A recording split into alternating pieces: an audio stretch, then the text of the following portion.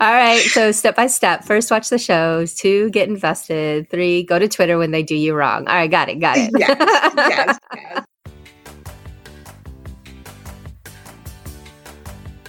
Welcome to the No-Guilt Fangirls Podcast, where liking what you like is never a bad thing. Here's your host and head fangirl in charge, Patty Holiday. Hey, y'all. Welcome to the No-Guilt Fangirls Podcast. I'm your host and head fangirl in charge, Patty Holiday. And today we're talking about reality TV. Now, reality TV is not my fandom. It's really not my thing. But that's okay because I've got Jane on with me. And if you guys remember Jane, she was the fangirl who learned how to love Star Wars. Hey, Jane, what's up? Hey, Patty. Now, Jane is a Disney World resident, as I like to call her, and she's a big lover of all things reality TV. You can find her on Instagram, and you're going to love this Instagram handle at RealMousewifeWDW. All right, Jane, tell us a little bit about yourself. Well, that about sums it up. I live a super magical life here in Celebration, Florida. I am obsessed with Star Wars and recently Marvel. And my whole life, I feel like I've been training for this podcast because I absolutely love reality television. Well, I'm so glad I can make your dreams come true. This is it. This is what I've been paying for my whole life. Awesome. All right. I know I've said this before that I'm not a reality TV person. Like I just don't reality TV. I don't do it. And Jane keeps trying to tell me that I should and that I want to do this. So I brought her on to kind of give her shot at convincing me that I need to jump into reality TV. But here's the kicker. Here's the funny thing. And I told Jane a little bit about this yesterday. When I was, doing a little bit of research, I guess, about reality TV and like when it started and all of that, I discovered, to my great horror, that I used to watch it all. Apparently, before I had kids, before things got crazy, before, I had different jobs, different lives, I don't know what it was, but I used to watch reality TV constantly. Pretty much you name it, I did it up until I'd say around 2000, 2001, 2002 is when I stopped. And then I probably picked up again because I know that I watched things like Dance Moms. I used to watch Dance Moms all the time. And Sister Wives. I used to watch Sister Wives. Like I wouldn't miss that because that was some good stuff. So apparently I do have reality TV in my genes. They've just been laying dormant for a while. I don't know. But Jane, what about you? What was your first reality TV show that you can remember watching and the one that really got you obsessing and pulled you into this kind of genre? So my very first show that I ever watched, which I think is going to be a lot of what we've always watched, was The Real World. Yay! Back in the 90s, the very first season was in New York, and I was from New York, so I wanted to watch them in all their glory. And then I think I fell like a little out of love just because like my life, where I was in my life and growing up and all of that. And then Real World Las Vegas really just sucked me back in. And after that, I was hooked on Real World, which ultimately after a whole bunch of seasons, I fell out of love with that again. But the concept of reality TV in that particular concept of a group of friends, a group of people, whether they're strangers or not strangers, whatever it was, really just, I love it. I want to watch all your drama. I want to watch your trash. I want to watch everything that happens. So Real World was definitely my first and what probably sucked me in. This also kind of explains, I think, why we like social media so much. I was going to say this is also why we love Facebook groups. Yes, exactly. Because it's kind of the same thing, but online versus with cameras. But a lot of that same thing. So, Real World was definitely my jam. So the first season, I think that was in 1992, which was right when I graduated high school. So I was right that age of exploring and discovering and how cool is all of this and look what they're doing off in New York and I want to do that and that sort of nonsense. And Right. I was really hooked on Real World for a long time, and then Road Rules too, Yes. because that was a lot of fun. So definitely that was me, but I did not realize until I started Googling and looking that two things. One, Real World went on for 32 seasons. And it's still going. And that's number 2. Guys, they took like 2 years off or something, but Yes. they just started a new Real World on Facebook Watch. And I dove in. So I know you're laughing because I don't think that you think this is my genre anymore as far as, well, it's not. I mean, they're much, much younger than I am and that sort of thing. But for nostalgia's sake, I went ahead and I fired up Facebook Watch yesterday and I watched the first episode of Real World Atlanta. And I got to admit, I had some of those old feelings creeping back up and getting me interested in finding out where this is going to go and what's going to happen. So, I appreciate this. Well done. Well done. Look at what you did just by saying, hi, we should have a podcast about reality Yes. TV. Okay. So from Real World, we grew and we changed and there's a lot more out there. What are you currently into? What are some of your favorite shows now? So a little bit after Real World, once I started to like grow, get a little bit older, you get out of that age bracket, you start to perhaps judge them in a way that you may not in your adolescence. But I thought judging was part of the fun. It is. But there's a much bigger plan here. Okay. Right around the time when Desperate Housewives premiered on ABC and became such a huge hit in the world of dramas or comedies, or I don't even know what they classify that show as anymore. Bravo premiered with Real Housewives of Orange County. And I was like, I'm in. I want to know. And it was the story of, 5 or 6 women that were quote unquote housewives and behind the doors of this community called Coto de Casa in Orange County, California. So it was supposed to be like the rich people world, and they were going to open these doors and show you about their fabulous lives. And I was just sucked in from season 1. And I looked today while I was looking at, dorky little stats of reality television. Orange County, which is the original Real Housewives season, has had over 240 episodes. That is insane. And I have seen every single one. Oh, okay, then. No, that's insane on 2 levels. Yes. And then you add all the other seasons, all the other cities that they've done this in. All of them. All over the place. I think there was even, I think there's even a Real Housewives of DC or something, right? Like that's somewhere out here in the area that I live. I don't know because I don't watch it, right? Yes. But I thought some local friends were talking about, oh, she's a housewife. And I'm like, wait, what do you mean she's a housewife? They're like, oh, you don't know? And I'm like, no, I don't reality TV. Well, you've had 2. Your area's had 2. So Real Housewives of DC was on years ago. I'm going to say it was either 2008 or 2012-ish because it was during the Obama presidency because that was part of the episodes. And then now currently on air is Real Housewives of Potomac. Oh, so interesting. Yeah. Well, I might have to go peep on that just to now I'm like, not that we're that local to those folks, but I still might have to go check that out because this area is interesting. It sure is. This place is one of a kind, let me tell you.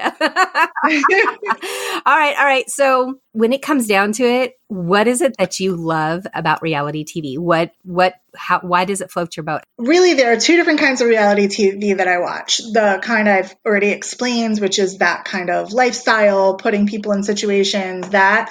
And then there's competition reality TV, which is the Survivors, the Bachelors, The Big Brothers, those kind of shows where they're competing over who's going to win something. Amazing Race, Top Chef, those kinds of shows. What I love about them is that for me, they are 100% brainless. For me to sit down and watch Game of Thrones, which I am making my way through, it takes a lot of my energy and it takes a lot of my focus. You have to watch, you have to know every single character. You have to really pay attention to who's doing what. That's just a lot of work. Okay. All right. But when you're watching like the competition show, not so much. I can just turn it on. I can be multitasking. I can be, cooking or at work. I listen to them, put them on next to my screen. So I have it on one screen while I'm working on the other screen.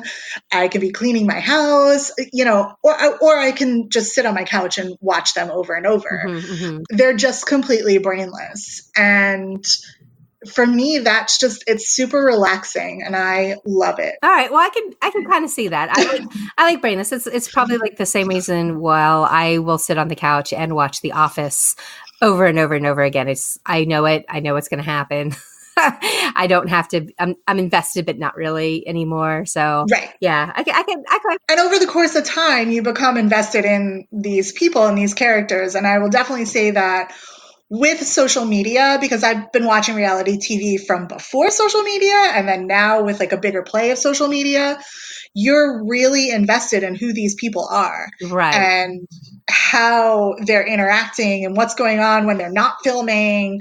And I follow, I would say almost every single person on the shows that I watch. I follow them all on Instagram. I watch all their stories. We talk about them in the groups we're in. So you're just invested in their lives. And I will say that back when the OG Dance Moms were on, I don't even know what level or what season we're in with Dance Moms anymore, but back in the very original Dance Moms, I did that too. I followed all those girls on Instagram. I followed all their mamas on Instagram, and I watched the drama there, and then watched it every whatever it was Wednesday night when it was on TV. That's right. So yeah, I get that. You do get a little invested. I think for me that those were really good DVR type shows, and when I had my treadmill, that would be perfect to save up 2 or 3 of those kinds of things, jump on, fast forward through the commercials, and just get to the drama, right? Because there's always drama. There's always conflict. There's always someone's doing something wrong or something that we can judge. I don't know, but it's fine. Right. And if they're not, then it's boring. Yeah, that's true. If they're not, it's boring and you want them to go away. What is your biggest pet peeve about reality TV? Or what do you hate that always seems to happen every season? One of my biggest pet peeves is really that, so a lot of people will say, I don't know how you can watch those shows. It's really not reality and it's partially scripted. And the answer is yes, I do. But you know what? Millions of people watch fully scripted television all the time.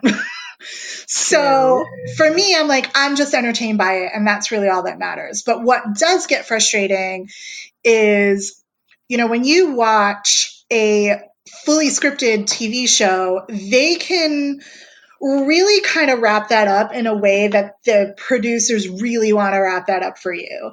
And so they can determine whether they just want to satisfy the fans or whether they really want to stick it to them. However they want it to be, they can kind of do that. And while with reality television, there's always some ounce of scripting and manipulation behind the scenes and all that good stuff, they can't always control it with what happens. So you wind up in situations like this season on Real Housewives of Beverly Hills. They followed a storyline that just sucked. And no one cares. Oh.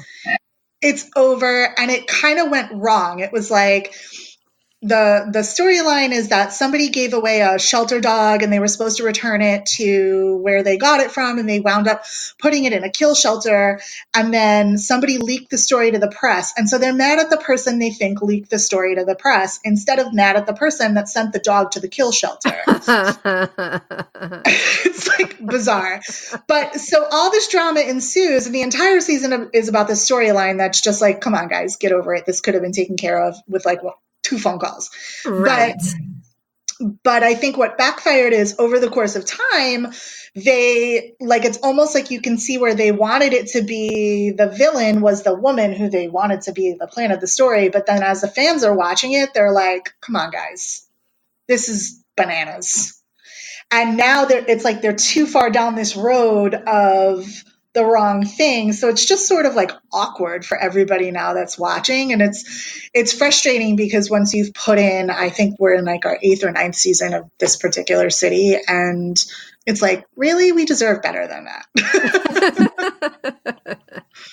Yeah, that would definitely be, I think that would be super frustrating. I know that was the hard part is when it was good, but then when it was bad, it was just boring. Yes. And, but that's part of like, think the reality of our lives is our lives are not, like my life. I am not always at Disney. You are not, and you're much more at Disney than I am, but you're not always at Disney either. So I am not. It's the highlight reels that we are invested in that we like. But unfortunately, sometimes there's just boring stuff like you're folding laundry, right? And who wants to watch that? I don't want to watch that. I want you to set things on fire and yell at each other. Dance, monkey, dance. Exactly. All right. So now if you're someone like me, yes, someone who like my reasoning for not watching reality TV is like, I just feel like I don't have the time to invest in these personalities, in this drama, because it's so stupid. And I don't mean that people that watch it are stupid. I just mean, it's drama that has nothing to do with me, but I will get invested in it. So here's your pitch. Here's your chance to say, go ahead and get invested with it because it's a little bit of fun. It's a lot of fun. What would you say to somebody who wants to kind of jump back in? What kind of shows would you first recommend? I would definitely start with at least one competition show because I find that they're a little bit easier. They're a little bit easier for people to get on board with because it has its share of drama, but really there's also, it's like watching like half game show, half trash television, right? And so it'll help you to feel better about yourself. Okay, well, I always need that, so I can get behind. But easier pill to swallow. But what do I do if they vote off the wrong person? Do I go to Twitter and yell and scream with everybody else and the masses? And yes. Yes, girl. Yes. You take to the Twitter. Honestly, reality television is the only reason I have Twitter. All right. So step by step, first watch the shows, 2, get invested, 3, go to Twitter when they do you wrong. All right. Got it. Yes. And I would say then after that, you just need to, people don't realize the different kinds of reality television that are out there that like HGTV and the Food Network, all of that is considered reality television. That's true. That's true. Yeah. So people don't really, House Hunters, like everyone knows House Hunters is scripted, right? So, but that's reality television. And so you just really have to find the version of reality television that works for you. For me, it's anything on Bravo. Andy Cohen can do no wrong in my eyes. Who's Andy Cohen? He is the executive producer of like every Bravo show. Real Housewives, Shaw's of Sunset, Southern Charm, Below Deck, all of them. I'm totally laughing at myself. Bravo Somebody's going to hashtag that. Who's Andy Cohen? I'm like, I don't know who he is. He's best friends with Anderson Cooper. Okay. All right. Yeah. Well, he sounds awesome. And I know if you like him, then I will like him because that tends to happen. Awesome. I know next week, I paid enough attention to this, that next week we got a big season premiere happening, and that is Big Brother, right? Yes. Okay. Do you watch? This is it. Do you watch Big Brother? I do. Okay. Every year. Now, give me the rundown. I know it's a competition. I know they're like in a house, and I know they get voted off. But what's their deal? What's the deal? What's the play? What's the strategy? Like, how do you win Big Brother? So the concept of Big Brother, it's a little bit like Survivor, in that you will get whatever number they're choosing this particular season. I think we're up to 16 right now. So there are 16 people that are going to be sequestered in a house, the Big Brother house. They will have no contact with the outside world, and they will live on camera 24/7 for the next 3-ish months. The goal is every week they have some competitions and they have to vote somebody off. And then at the end, somebody wins $500,000, right? That's like a quick synopsis of it. So for 3 months of your life, you go through this and one of you gets $500,000. Correct. Okay. I believe second place gets 50,000, and then there's always like, I think if you make it to the jury house, you get like a stipend. I think there's like rules about that. But the two big prizes are the $500,000 and the 50,000 for second place. Okay. Now, I just pulled up because apparently they announced today if you had Yes, special I watched access. Okay, so you had the special access. Who's going to be on this? So I just pulled it up and I'm just kind of scrolling through, and everybody looks to be like in their late 20s, there's a couple younger 20s. Okay, so there's a variety of ages here. Because that was the one thing with Real World Atlanta that I noticed is I remember Real World kids like being kids. Like they were all really young-ish, if I remember correctly, where it seemed like this season's, they were, 27. A couple of them were a little bit older. Anyway, it just surprised me that That's interesting. Yeah, that there is one younger, she's like 21 and a single mom of a 4-year-old. So she was really young when she had that baby. Some of them were like 26, 27, 28. And I was just kind of surprised by the ages. So anyway, I'm just scrolling through here. So what do we know about these Big Brother peeps? There's a wine safari guide. What's a wine safari? I don't know, but it sounds like something you're going to book for me very soon. All right. I'll keep that in mind. when I get the paycheck from the podcast, I'll be sure to cut your producer share. That's right. The thing with Big Brother is with the 24-hour cameras that are covering them, it's not like other reality shows where, Survivor happens, they record it, they edit it, and then you get to see your 1 hour a week, and that's it. Big Brother is literally 24/7. So if you have what's called CBS All Access, which I cut the cord a while ago with cable, so that's actually how I watch Big Brother is through the CBS All Access app. But you can also add it on for a small fee with your cable provider or whatever. But on that app, you're able to watch them 24/7. So that means like if they're sleeping, you can watch them sleep. I mean, it's terrible. And that part is really boring. I did not realize that was the deal. Okay. It's literally Big Brother. So my mind's kind of blown because there's also Big Brother Celebrity, right? So these celebrities allow themselves 24-hour access like that? Ew. Yes. Well, the celebrity version, when they do that, they've done it the last couple years in usually like January, February, and it's short. Their season is only like 2 weeks or something. Oh, okay. 2 or 3 weeks, yeah. But the summer version of Big Brother is they air episodes on television 3 nights a week. And then whenever you want to watch whatever on the live feeds is what they call it. There's 4 different cameras on the live feeds. So you can always really like kind of log in. I mean, sometimes they're doing nothing but like brushing their teeth and, like living their lives, which we all know is incredibly boring because we do this. Yeah. Like, I don't even see that. I don't care that you're, tweezing your eyebrows and like, and this is what you'll see, but you'll also see them strategizing with each other, and there's communities that are built around it. So you do have that social aspect where there's groups and message boards and there live tweets about like everything that's happening in the house. And just because you see something on one particular episode, things could have drastically changed overnight. And that's one of the great things about Big Brother. And the fact that it happens during the summer when there's not a ton of great television on TV. Right. You might as well 3 nights a week. Yeah, you might as well be watching Big Brother. Okay. Well, now this all makes a lot of sense why people get so obsessed and into Big Brother, because CBS was smart about this and they gave the people what they wanted, which was something to fill your brain during the summer when nothing is going on. So, all right. Yes. Well, I will give it a shot. I will tune in next week and see what happens. See if I can get attached to anything.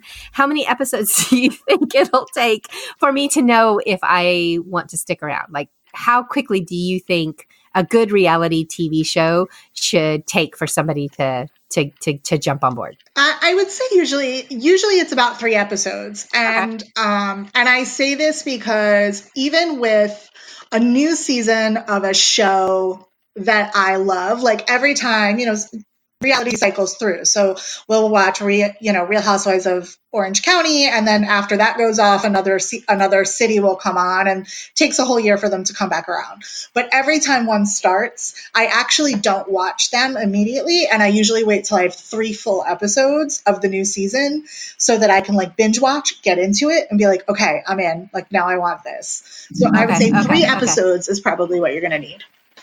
Okay, good to know. Well, I'll give it a try, Jane. You convinced me. And 3 episodes. I'll try it. 3 episodes in Big Brother is technically 1 full week. So you should be able to see the full cycle, which is, competing for head of household, which puts you in a power position with the house. You'll get to see nominations. You'll get to see playing for the power of veto, which is how you can save yourself if you're on the block, and you'll get to see somebody get voted out. So you'll get to really understand kind of the way that the game is structured, and then you'll start to see the relationships build and the strategies and who's working with who, and you might like people in the first week, and by the second week you're like, that person's got to go. But we don't vote, right? This isn't like Dancing with the Stars where we get a say. So sometimes yes and sometimes no. The other thing with Big Brother is their motto is expect the unexpected. And every year there's new twists to the game. So a few years they've done it with America's Player, where we were able to have, like, one of the players that was in the house basically gets extra money and we tell them what to do. So we tell them who to vote for. We tell them, go try to get this person nominated. So, or like one of the years, I don't remember which one it was, because I've watched them and I've honestly rewatched them all. They allowed America to vote people off. So we counted as an extra vote at the end of the week with the house guests. So yeah, it's possible. It's possible that we're participating. They usually have something that America's doing with them. Okay, because I want to vote. I want to have a say in things. That would be something that would get me invested if I get a say in things. So anybody that's listening for Big Brother, if you haven't made the decision yet, go ahead and do that. Make sure. And there's Twitter. There's tons of hashtags. They put them right up on the screen for you so you can play along at home. Now, but the people in the house don't have access to Twitter, so they don't know what's going on social media or anything like that. They're just doing their thing, right? Nothing. They don't know anything. They don't know the news, nothing. Okay. All right. Well, I'll check it out. I will check it out. Now you've got me a little bit excited, and I'm going to see if I can go back to my reality TV roots. I'm still going to watch Real World Atlanta because I'm kind of intrigued by what's going on there. Plus, I feel like I have to do the full circle. I started with Real World. I'm going to go back to Real World and see what happens. But that's also totally different than what we're talking about with Big Brother. So I think I'll try both of them and see what happens, see where it goes, see if I can again become a reality TV fangirl. I don't know. I feel like I'm a little too old, but at the same time, I feel like things have happened. I'm not that much younger than you. I know. And when I'm your age, I have no other plans but watching reality TV. All right, well, fair enough. You are telling me my future, so I might as well just jump in on this. All right, so before we wrap up, before we go, are there any reality TV podcasts out there that you want to give a shout out to? Because I know that you have talked about this with me before, and that was actually part of our discussion for creating the No-Guilt Fangirls podcast, was you wanted someplace to come and talk with girlfriends about the things that you're watching. And you said, yeah, I listen to these reality TV podcasts all the time. So tell me, who do you like? Who do you listen to? Are there anyone that focus on Big Brother that I need to pay attention to? So I have yet to pick up a podcast about Big Brother, but I absolutely will be, I'm sure. I know that they are out there. So I just have to find which one is that works for me. But reality TV wise, I listen to Everything Iconic by Danny Pellegrino. He is so funny, like laugh out loud. Sometimes like the tears are streaming down my face and I'm trying to drive my car. So good. He has a lot of really great guests. Last week he had on Allison Hannigan from How I Met Your Mother. Yeah, love her. Yeah, so he has a lot of really great guests. I love, love, love his podcast. And then the other podcast that really got me into listening to podcasts is called Two Judgy Girls. And I can't imagine why that would appeal to you, Jane. I love Courtney and Mary because they are me. Basically, it sounds like you, just a little bit, just a little bit. Yes. So if anybody loves Bravo, loves Housewives, Southern Charm, Shaw's, all of that stuff, that means something to somebody, Patty. Those are your go-to podcasts for sure. Yeah, I wish you could see my face. This one actually would have been a good one to do with video because the whole time I'm like, huh? What is she talking about? There's a game out that's called like Who's Your Housewife or something, and it's like one of those like you hold the card above your head and somebody has to describe it. I kind of want to play that with you because you'd have no idea. I would have none. Like I would lose every round because I'd just be sitting there going, I don't know, some chick from Atlanta. What? I don't know. I want you to describe them to me. That's the thing. I think it would be great. You'd be like, I don't know. I can't. Yeah, no, nothing. I got nothing for you, Jane. All right. So I have my marching orders. I have my plan. I'm going to kick in and I'm going to watch Big Brother starting next week. I'm going to keep watching Real World. We'll circle back around and touch back on this in a little bit. Maybe we'll do a Big Brother show if I get into it, and then we can have that discussion. And if not, maybe you can host somebody else who really likes Big Brother, and you two can. I'll be happy to throw you guys out on here, and I'll just sit in it'll be me in the background. I'll just be in the background going, yeah, okay, Big Brother, sure, yeah.